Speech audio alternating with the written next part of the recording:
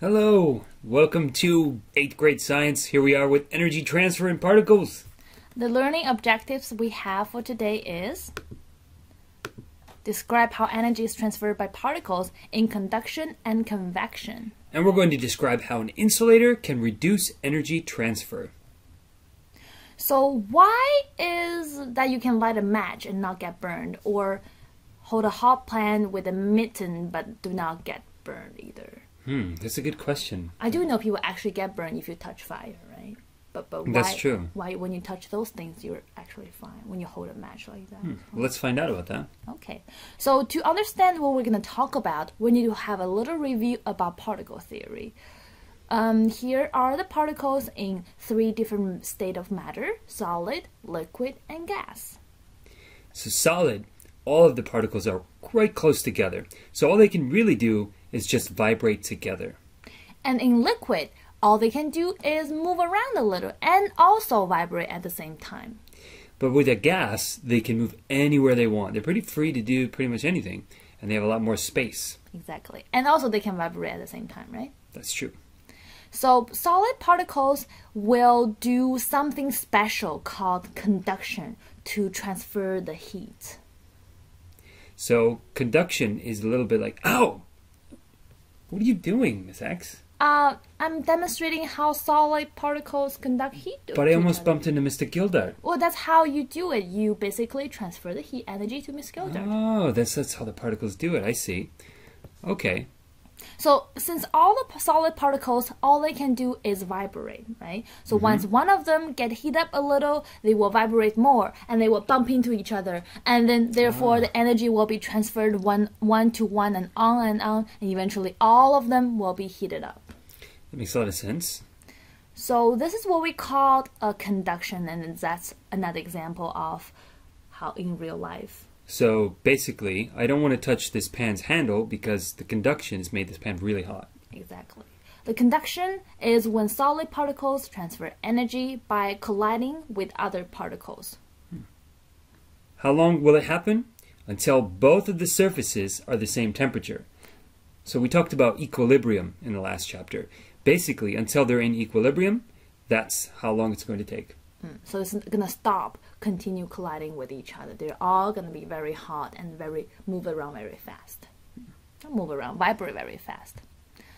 So what about liquid and gas? I know they can also move around and also run around. That's true, but right? they're not very good conductors, really.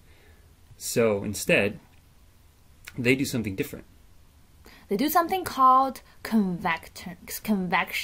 So imagine I have this hot soup in my hand, right? Initially, when I was about to make the soup, I have to heat up the bottom of the soup. But in the end, the whole soup will get heated up. Well, how does that work?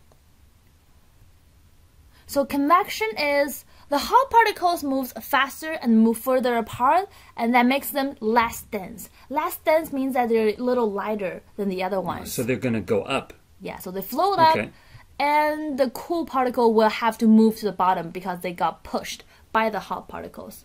Oh, okay, that makes sense. So it makes like kind of a cycle inside. Exactly. And when the cold water gets to the bottom, the heat source will make contact with them and they will get heated up again as well. And the hot water, when it stay on the top, they will cool down a little. And then the old cold water, which is the new hot water, will replace their position.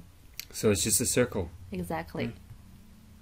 So this is also called a convection current. Just like the current in the sea. So now we're going to talk about conductors and insulators. Do you remember metals? Metals are very, very good conductors. And it means that the solid particles in metal are going to conduct energy really well. And energy is going to go through it very quickly. So on the other hand, there's something also called insulators, right? Just like your ski jacket.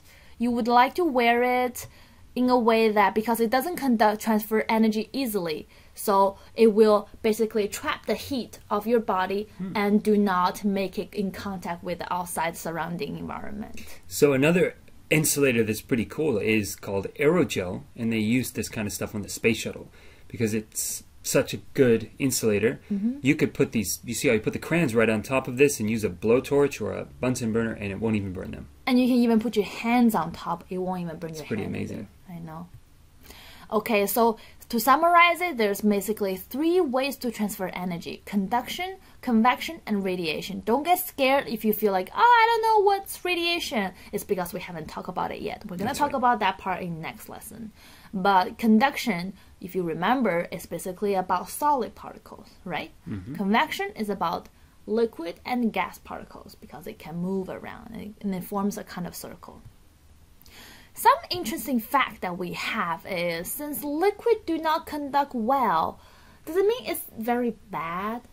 Well, actually, there's good news for divers, because if you wear a wetsuit to keep you warm, the liquid is not going to be able to do anything but sit there. And so it'll insulate your skin and it'll keep you nice and warm, even on a cold day. How come the liquid does not form a convection to transfer the heat? Well, wetsuits have to be really tight to your skin. So if you wear a wetsuit and it's too loose, then it doesn't work well. But if it's really tight, the convection doesn't work. Because you mean it's because the liquid will be very thin and they won't be able to form a little circle inside. That's right. Something else is that we can use the property of gas being an insulator. Gases also don't conduct very well either. In fact, the particles are much further away than solids, and that's why blankets keep you really warm at night, because they trap all those pockets of air. So it's the same thing as the ski suit, right? Yeah, pretty much. So if you have a jacket and it's a nice thick ski jacket, it traps all the air inside, and that's why it keeps you warm. Here's another interesting fact. Sound also transfers energy. So when you play music in the air and the walls, and you can get a little bit warmer. So I know, Mr. Will, you have a roommate, right? And next time when your roommate say, okay, it's getting really cold, let's turn on the heater, what would you do? I'm going to blast the music as loud as possible. That's a good idea.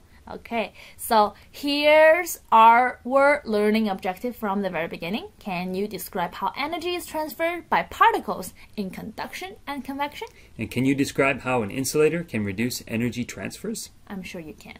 See you next time.